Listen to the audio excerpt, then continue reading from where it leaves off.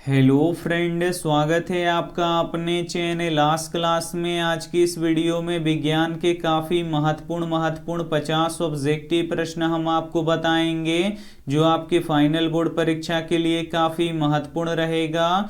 तो एक भी प्रश्न आप लोग स्किप मत कीजिएगा, वीडियो को प्लीज़ आप लोग शुरू से लेके अंत तक देखिएगा। और इसमें से जो भी प्रश्न आपको याद ना हो तो प्लीज़ आप लोग उसे नोटबुक पे लिख के जरूर याद कर लीजिएगा। और चैनल को अभी तक आप सब्सक्राइब नहीं किए हैं तो चैनल को सब्सक्राइब कर लीजिएगा।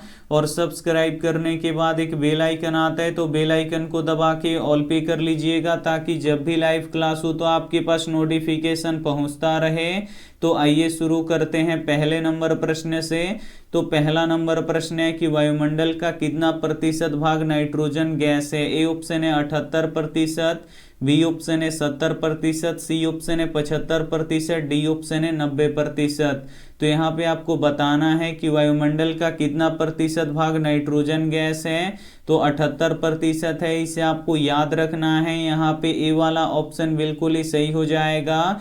वायुमंडल में नाइट्रोजन गैस सबसे अधिक पाया जाता है और ऑक्सीजन गैस 21% पाया जाता है। तो ये भी साथ में आपको याद रखना है। आइए देखते हैं अगला प्रश्न। दो नंबर प्रश्न है कि स्वच्छ जल का पीएच मान होता है। ए ऑप्शन है 7, बी ऑप्शन है 7 से कम, सी ऑप्शन है 7 से अधिक, डी ऑप्शन है 0। तो यहाँ पे आपको बताना है कि स्वच्छ जल का पीएच मान होता है। तो स्वच्छ यानी शुद्ध जल का पीएच मान कितना होता है? 7 होता है। यहाँ पे ए वाला ऑप्शन बिल्कुल ही सही हो जाएगा। और जो स्वच्छ जल होता है ये उदासीन होता है, तो ये भी साथ में आपको याद रखना है। आइए देखते हैं अगला प्रश्न। 3 नंबर प्रश्न है कि निम्न में से किसका उपयोग फल पकाने में किया जाता है। ए ऑप्शन है ऑक्सीन का, बी ऑप्शन है एथिलीन का, सी ऑप्शन है साइटोकाइनिन का, डी ऑप्शन है जिब्रेलिन्स का। तो यहाँ पे आपको बताना है कि निम्न में से किसका उपयोग फल पकाने में किया जाता है। तो एथिलीन का उपयोग फल पकाने में किया जाता है। यहाँ पे बी वाला ऑप्शन बिल्कुल ही सही हो जाएगा। और पेड़ पौधों में वृद्धि हार्मोन ऑक्सीन और जिब्रेलिन्स होता है, तो ये भी साथ में आपको याद रखना है। आइए देखते हैं अगला प्रश्न। 4 नंबर प्रश्न है कि चींटी और मधुमक्खी के डंक में कौन सा अम्ल पाया जाता है। ए ऑप्शन है सिट्रिक अम्ल, बी ऑप्शन है एसिटिक अम्ल, सी ऑप्शन है मेथेनोइक अम्ल, डी ऑप्शन है लैक्टिक अम्ल। तो यहाँ पे आपको बताना है कि चींटी और मधुमक्खी के डंक में कौन सा अम्ल पाया जाता है। तो मेथेनोइक अम्ल पाया जाता है, इसे आपको याद रखना है। यहाँ पे सी वाला ऑप्शन बिल्कुल ही सही हो जाएगा। और दूध और दही में लैक्टिक अम्ल पाया जाता है, तो ये भी साथ में आपको याद रखना है। आइए देखते हैं अगला प्रश्न। 5 नंबर प्रश्न है कि वायुमंडल में किस रंग का प्रकीर्णन अधिक होता है। ए ऑप्शन है लाल रंग का, बी ऑप्शन है नीला रंग का, सी ऑप्शन है पीला रंग का, डी ऑप्शन है नारंगी रंग का। तो यहाँ पे आपको बताना है कि वायुमंडल में किस रंग का प्रकीर्णन अधिक होता है। तो नीला रंग का प्रकीर्णन सबसे अधिक होता है, इसीलिए हमारा आकाश नीला दिखाई देता है। यहाँ पे बी वाला ऑप्शन बिल्कुल ही सही हो जाएगा। और लाल रंग का तरंगदैर्घ्य सबसे अधिक होता है, तो ये भी साथ में आपको याद रखना है। काफ़ी महत्वपूर्ण 50 ऑब्जेक्टिव प्रश्न बताएंगे, तो एक भी प्रश्न आप लोग स्किप मत कीजिएगा। वीडियो को प्लीज़ आप लोग शुरू से लेके अंत तक देखिएगा।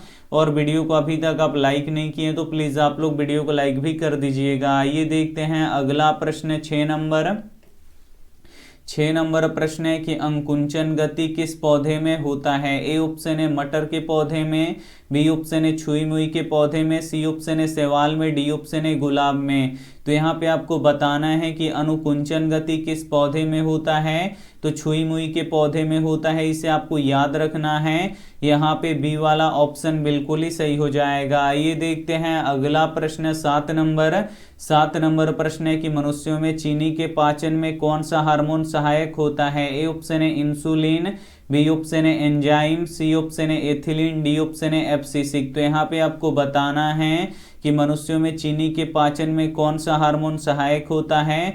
तो इंसुलिन होता है, इसे आपको याद रखना है। यहाँ पे ए वाला ऑप्शन बिल्कुल ही सही हो जाएगा। और जब शरीर में इंसुलिन की कमी हो जाता है तो मधुमेह रोग होता है, तो ये भी साथ में आपको याद रखना है। आइए देखते हैं अगला प्रश्न। 8 नंबर प्रश्न है कि यूरेनियम का प्रमुख उत्पादक स्थल कौन सा है। ए ऑप्शन है डिगबोई, बी ऑप्शन है झरिया, सी ऑप्शन है घाटशिला, डी ऑप्शन है जादूगोड़ा। तो यहाँ पे आपको बताना है कि यूरेनियम का प्रमुख उत्पादक स्थल कौन सा है, तो जादूगोड़ा है, इसे आपको याद रखना है। यहाँ पे डी वाला ऑप्शन बिल्कुल ही सही हो जाएगा। आइए देखते हैं अगला प्रश्न 9 नंबर प्रश्न है कि रक्त में आयरन की कमी से कौन सा रोग होता है। ए ऑप्शन है टीबी, बी ऑप्शन है मधुमेह, सी ऑप्शन है एनीमिया, डी ऑप्शन है उच्च रक्तचाप। तो यहाँ पे आपको बताना है कि रक्त में आयरन की कमी से कौन सा रोग होता है, तो रक्त में आयरन की कमी से एनीमिया रोग होता है। यहाँ पे सी वाला ऑप्शन बिल्कुल ही सही हो जाएगा। और रक्त कहाँ पे बनता है, तो अस्थि मज्जा यानी बोन मैरो में बनता है। तो ये भी साथ में आपको याद रखना है। आइए देखते हैं अगला प्रश्न 10 नंबर प्रश्न है कि आपतन कोण किसके बराबर होता है। ए ऑप्शन है अपवर्तन कोण के, बी ऑप्शन है अभिलंब के, सी ऑप्शन है आपतित किरण के, डी ऑप्शन है इनमें से कोई नहीं। तो यहाँ पे आपको बताना है कि आपतन कोण किसके बराबर होता है, तो आपतन कोण अपवर्तन कोण के बराबर होता है। तो यहाँ पे ए वाला ऑप्शन बिल्कुल ही सही हो जाएगा। और प्रकाश के परावर्तन के कितने नियम होते हैं, 2 नियम होते हैं। और प्रकाश के अपवर्तन के कितने नियम होते हैं, तो 2 ही नियम होते हैं। तो ये भी साथ में आपको याद रखना है। आइए देखते हैं अगला प्रश्न है 11 नंबर प्रश्न है कि निम्न में से कौन अनवीकरणीय स्रोत है। ए ऑप्शन है जल, बी ऑप्शन है सौर ऊर्जा, सी ऑप्शन है पेट्रोलियम, डी ऑप्शन है पवन। तो यहाँ पे आपको बताना है कि निम्न में से कौन अनवीकरणीय स्रोत है। तो जो पेट्रोलियम होता है ये अनवीकरणीय स्रोत होता है। ये एक बार खत्म हो जाएगा तो पुनः हम इसे बना नहीं सकते हैं। तो यहाँ पे पेट्रोल अनवीकरणीय स्रोत हो जाएगा। यहाँ पे सी वाला ऑप्शन बिल्कुल ही सही हो जाएगा। ये देखते हैं अगला प्रश्न 12 नंबर प्रश्न है कि पानी से भरी हुई बाल्टी में रखा हुआ छड़ मुड़ा हुआ प्रतीत होता है किसके कारण। ए ऑप्शन है प्रकाश का अपवर्तन के कारण, बी ऑप्शन है प्रकाश का परावर्तन के कारण, सी ऑप्शन है प्रकाश का प्रकीर्णन के कारण, डी ऑप्शन है प्रकाश का विवर्तन के कारण। तो यहाँ पे आपको बताना है कि पानी से भरी हुई बाल्टी में रखा हुआ छड़ मुड़ा हुआ प्रतीत होता है किसके कारण, तो प्रकाश का अपवर्तन के कारण से होता है। इसे आपको याद रखना है। यहाँ पे ए वाला ऑप्शन बिल्कुल ही सही हो जाएगा। ये देखते हैं अगला प्रश्न 13 नंबर प्रश्न है कि अपसारी लेंस निम्न में से कौन सा है। ए ऑप्शन है उत्तल लेंस, बी ऑप्शन है अवतल लेंस, सी ऑप्शन है समतल लेंस, डी ऑप्शन है इनमें से कोई नहीं। तो यहाँ पे आपको बताना है कि अपसारी लेंस निम्न में से कौन सा है, तो अवतल लेंस को अपसारी लेंस कहते हैं। यहाँ पे बी वाला ऑप्शन बिल्कुल ही सही हो जाएगा। और उत्तल लेंस को अभिसारी लेंस कहते हैं। तो ये भी साथ में आपको याद रखना है। आइए देखते हैं अगला प्रश्न 14 नंबर प्रश्न है कि किस प्रतिबिंब को पर्दे पे उतारा जा सकता है। ए ऑप्शन है वास्तविक प्रतिबिंब को, बी ऑप्शन है काल्पनिक प्रतिबिंब को, सी ऑप्शन है दोनों को, डी ऑप्शन है इनमें से कोई नहीं। तो यहाँ पे आपको बताना है कि किस प्रतिबिंब को पर्दे पे उतारा जा सकता है। तो वास्तविक प्रतिबिंब को हम पर्दे पे उतार सकते हैं। यहाँ पे ए वाला ऑप्शन बिल्कुल ही सही हो जाएगा। और काल्पनिक प्रतिबिंब को हम पर्दे पर नहीं उतार सकते हैं। तो ये भी साथ में आपको याद रखना है। आइए देखते हैं अगला प्रश्न 15 नंबर प्रश्न है कि अवतल लेंस का फोकस कैसी होती है। ए ऑप्शन है धनात्मक, बी ऑप्शन है ऋणात्मक, सी ऑप्शन है दोनों, डी ऑप्शन है इनमें से कोई नहीं। तो यहाँ पे आपको बताना है कि अवतल लेंस की फोकस कैसी होती है, तो ऋणात्मक होती है। यहाँ पे बी वाला ऑप्शन बिल्कुल ही सही हो जाएगा। और उत्तल लेंस की फोकस कैसी होती है, तो धनात्मक होती है। तो ये भी साथ में आपको याद रखना है। विज्ञान के काफी महत्वपूर्ण 50 ऑब्जेक्टिव प्रश्न बताएंगे। तो एक भी प्रश्न आप लोग स्किप मत कीजिएगा। वीडियो को प्लीज आप लोग शुरू से लेके अंत तक देखिएगा। और वीडियो को अभी तक आप लाइक नहीं किए तो प्लीज आप लोग वीडियो को लाइक भी कर दीजिएगा। आइए देखते हैं अगला प्रश्न 16 नंबर प्रश्न है कि प्रतिबिंब की ऊंचाई तथा वस्तु के ऊंचाई के अनुपात को क्या कहते हैं। ए ऑप्शन है फोकस, बी ऑप्शन है ध्रुव, सी ऑप्शन है आवर्धन, डी ऑप्शन है वक्रता केंद्र। तो यहाँ पे आपको बताना है कि प्रतिबिंब की ऊंचाई तथा वस्तु के ऊंचाई के अनुपात को क्या कहते हैं, तो आवर्धन कहते हैं। यहाँ पे सी वाला ऑप्शन बिल्कुल ही सही हो जाएगा। और आवर्धन का कोई भी SI मात्रक नहीं होता है, ये मात्रक विहीन होता है, तो ये भी साथ में आपको याद रखना है। आइए देखते हैं अगला प्रश्न 17 नंबर प्रश्न है कि कोयला का सबसे अच्छा किस्म कौन सा है। ए ऑप्शन है एंथ्रोसाइड, बी ऑप्शन है बिटुमिनस, सी ऑप्शन है लिग्नाइट, डी ऑप्शन है पिट। तो यहाँ पे आपको बताना है कि कोयला का सबसे अच्छा किस्म कौन सा होता है, तो एंथ्रोसाइड होता है, इसे आपको याद रखना है। यहाँ पे ए वाला ऑप्शन बिल्कुल ही सही हो जाएगा। और कोयला का सबसे बेकार किस्म पिट होता है, तो ये भी साथ में आपको याद रखना है। आइए देखते हैं अगला प्रश्न 18 नंबर प्रश्न है कि प्रकाश के अपवर्तन के दूसरे नियम को क्या कहते हैं। ए ऑप्शन है न्यूटन के नियम, बी ऑप्शन है स्नेल के नियम, सी ऑप्शन है परावर्तन के नियम, डी ऑप्शन है मेंडल के नियम। तो यहाँ पे आपको बताना है कि प्रकाश के अपवर्तन के दूसरे नियम को क्या कहते हैं, तो स्नेल का नियम कहते हैं, इसे आपको याद रखना है। यहाँ पे बी वाला ऑप्शन बिल्कुल ही सही हो जाएगा। और न्यूटन के कितने नियम हैं, तो 3 नियम हैं, तो ये भी साथ में आपको याद रखना है। आइए देखते हैं अगला प्रश्न 19 नंबर प्रश्न है कि दर्पण सूत्र क्या होता है। इसमें से आपको बताना है कि दर्पण सूत्र क्या होता है। तो दर्पण सूत्र 1/v + 1/u = 1/f होता है।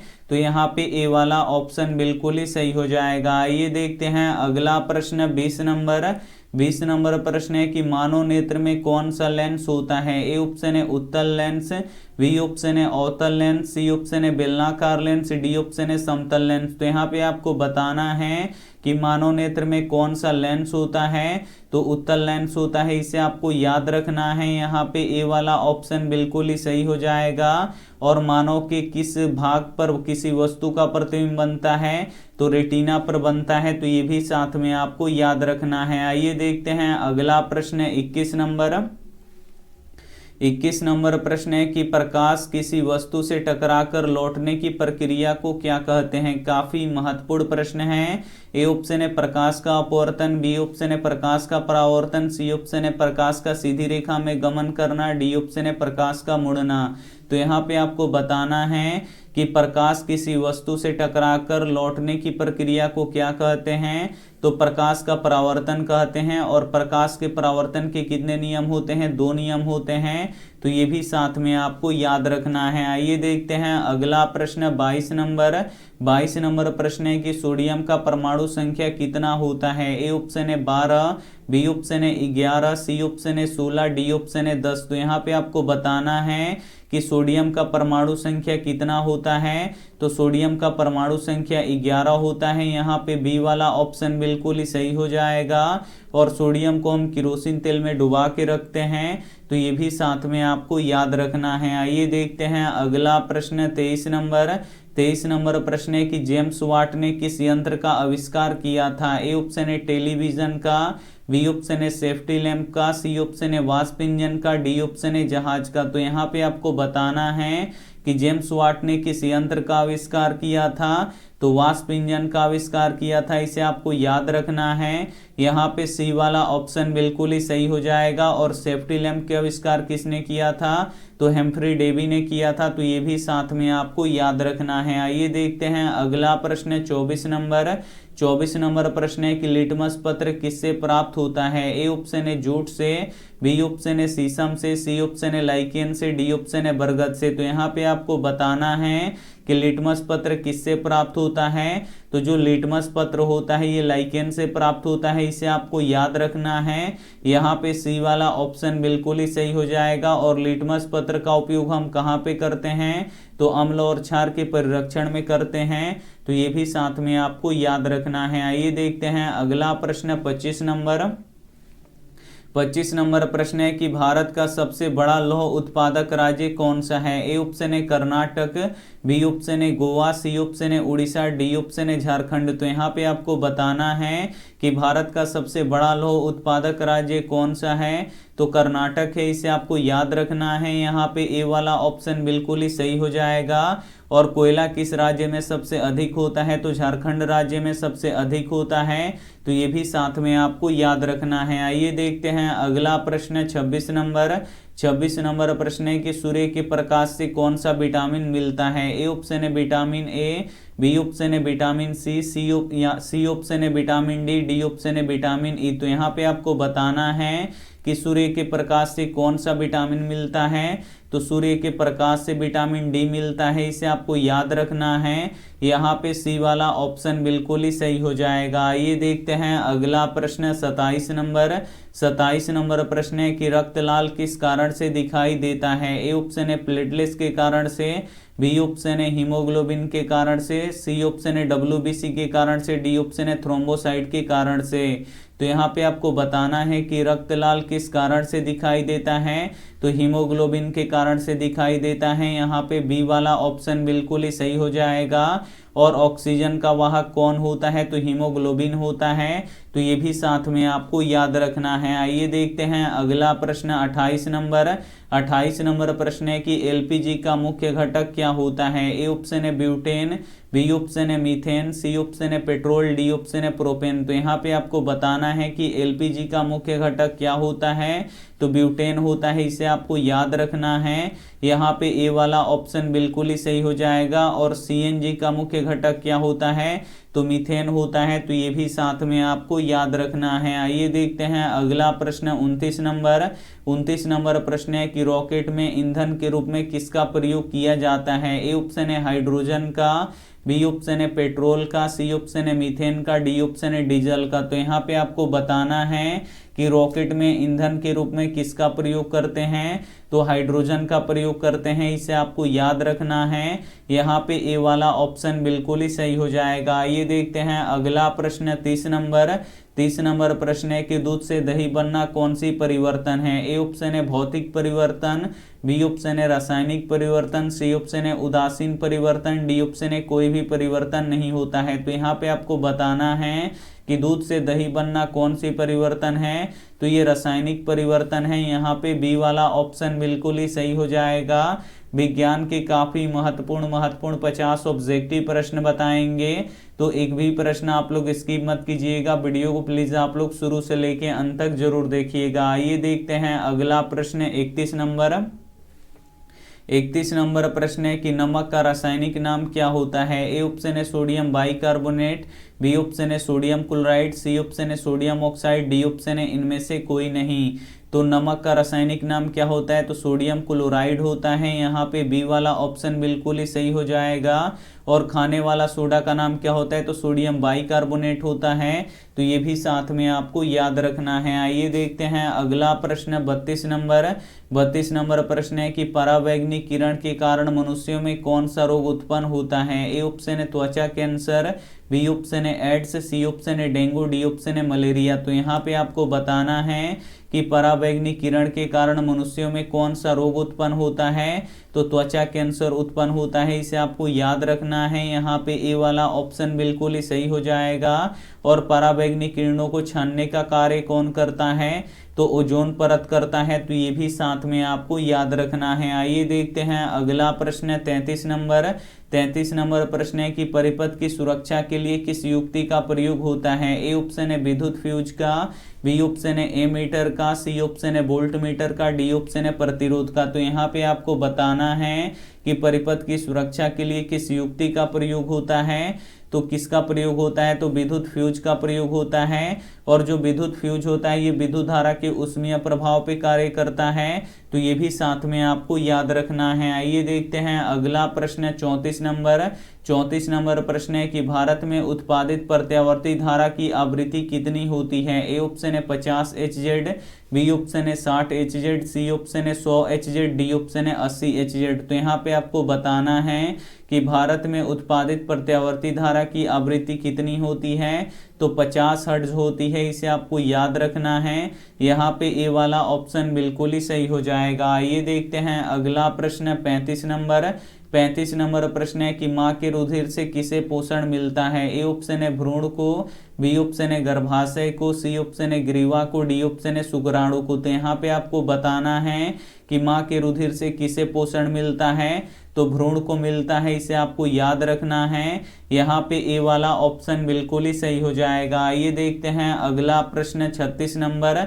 36 नंबर प्रश्न है कि विद्युत बल्ब के भीतर होता है। ए ऑप्शन है निर्वात रहता है, बी ऑप्शन है वायु भरा रहता है, सी ऑप्शन है निष्क्रिय गैस भरा रहता है, डी ऑप्शन है हाइड्रोजन गैस भरा रहता है। तो यहाँ पे आपको बताना है कि विद्युत बल्ब के भीतर भरा होता है तो निष्क्रिय गैस भरा रहता है, इसे आपको याद रखना है।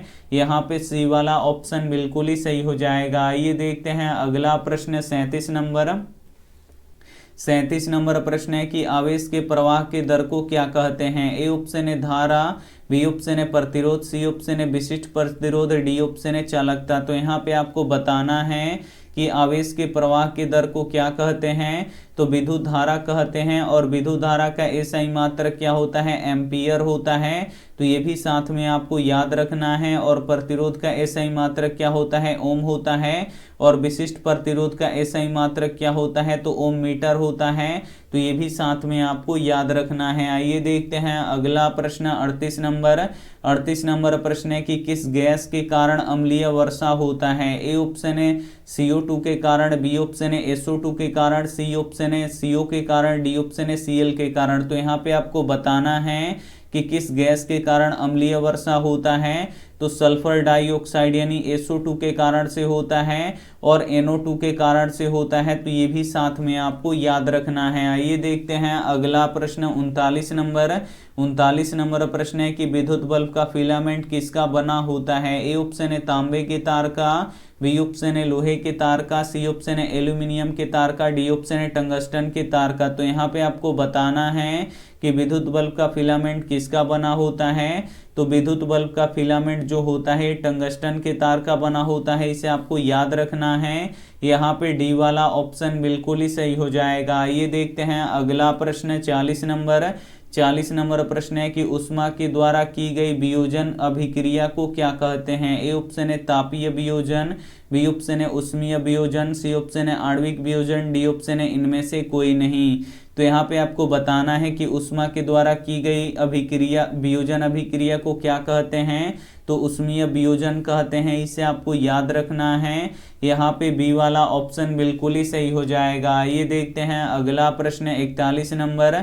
41 नंबर प्रश्न है कि किस यंत्र की सहायता से रक्तदाब मापा जाता है। ए ऑप्शन है बैरोमीटर, बी ऑप्शन है मैनोमीटर, सी ऑप्शन है स्पाइग्नोमीटर, डी ऑप्शन है इनमें से कोई नहीं। तो यहाँ पे आपको बताना है कि किस यंत्र की सहायता से रक्तदाब मापा जाता है, तो स्पाइग्नोमीटर की सहायता से रक्तदाब मापा जाता है, इसे आपको याद रखना है।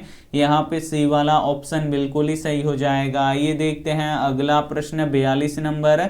42 नंबर प्रश्न है कि पुतली के आकार को नियंत्रित कौन करता है। ए ऑप्शन है पक्षमाभी, बी ऑप्शन है परितारिका, सी ऑप्शन है नेत्र लेंस, डी ऑप्शन है रेटिना। तो यहाँ पे आपको बताना है कि पुतली के आकार को नियंत्रित कौन करता है, तो पक्षमाभी करता है, इसे आपको याद रखना है।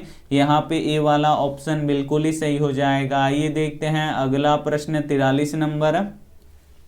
43 नंबर प्रश्न है कि प्रकाश के किरणों के समूह को क्या कहते हैं। ए ऑप्शन है प्रकाश स्रोत, बी ऑप्शन है किरण पुंज, सी ऑप्शन है प्रदीप्त, डी ऑप्शन है प्रकीर्णन। तो यहाँ पे आपको बताना है कि प्रकाश के किरणों के समूह को क्या कहते हैं, तो किरण पुंज कहते हैं। और किरण पुंज कितने प्रकार के होते हैं, तो किरण पुंज 3 प्रकार के होते हैं, तो ये भी साथ में आपको याद रखना है।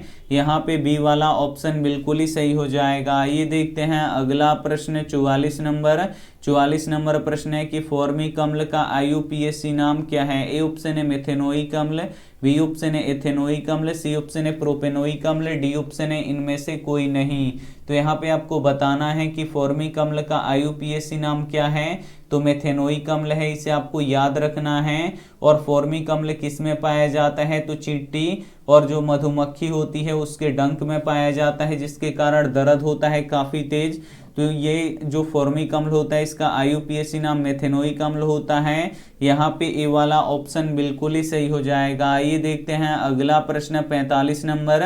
45 नंबर प्रश्न है कि खुला परिचरण तंत्र किसमें पाया जाता है? ए ऑप्शन है अमीबा में, बी ऑप्शन है पुरुषों में, सी ऑप्शन है कॉकरोच में, डी ऑप्शन है जानवरों में। तो यहाँ पे आपको बताना है कि खुला परिचरण तंत्र किसमें पाया जाता है। तो खुला परिचरण तंत्र कॉकरोच में पाया जाता है।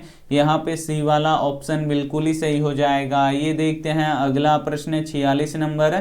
46 नंबर प्रश्न है कि वे पदार्थ जो रासायनिक अभिक्रिया में भाग लेते हैं उसे क्या कहते हैं? ए ऑप्शन है अभिकारक, बी ऑप्शन है प्रतिफल, सी ऑप्शन है पदार्थ, डी ऑप्शन है गैंग। तो यहाँ पे आपको बताना है कि वे पदार्थ जो रासायनिक अभिक्रिया में भाग लेते हैं उसे क्या कहते हैं? तो उसे अभिकारक कहते हैं। और वे पदार्थ जो रासायनिक अभिक्रिया के फलस्वरूप बनते हैं उसे क्या कहते हैं? तो उसे प्रतिफल कहते हैं। तो ये भी साथ में आपको याद रखना है। आइए देखते हैं अगला प्रश्न 47 नंबर।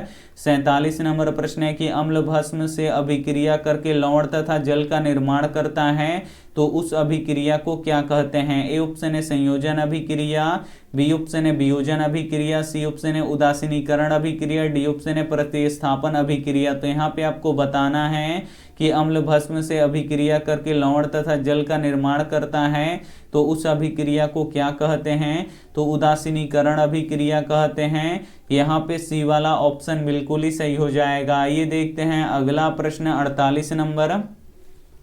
48 नंबर प्रश्न है कि प्रकाश की चाल सबसे अधिक किस माध्यम में होती है? ए ऑप्शन है निर्वात में, बी ऑप्शन है हवा में, सी ऑप्शन है जल में, डी ऑप्शन है शीशा में। तो यहाँ पे आपको बताना है कि प्रकाश की चाल सबसे अधिक किस माध्यम में होता है? तो निर्वात में होता है। यहाँ पे ए वाला ऑप्शन बिल्कुल ही सही हो जाएगा। आइए देखते हैं अगला प्रश्न 49 नंबर। 49 नंबर प्रश्न है कि मानव हृदय में कितने कोष्ठ पाए जाते हैं? ए ऑप्शन है 5, बी ऑप्शन है 4, सी ऑप्शन है 3, डी ऑप्शन है 6। तो यहाँ पे आपको बताना है कि मानव हृदय में कितने कोष्ठ पाए जाते हैं? तो मानव हृदय में 4 कोष्ठ पाए जाते हैं। इसे आपको याद रखना है। यहाँ पे बी वाला ऑप्शन बिल्कुल ही सही हो जाएगा। ये देखते हैं अंतिम प्रश्न 50 नंबर।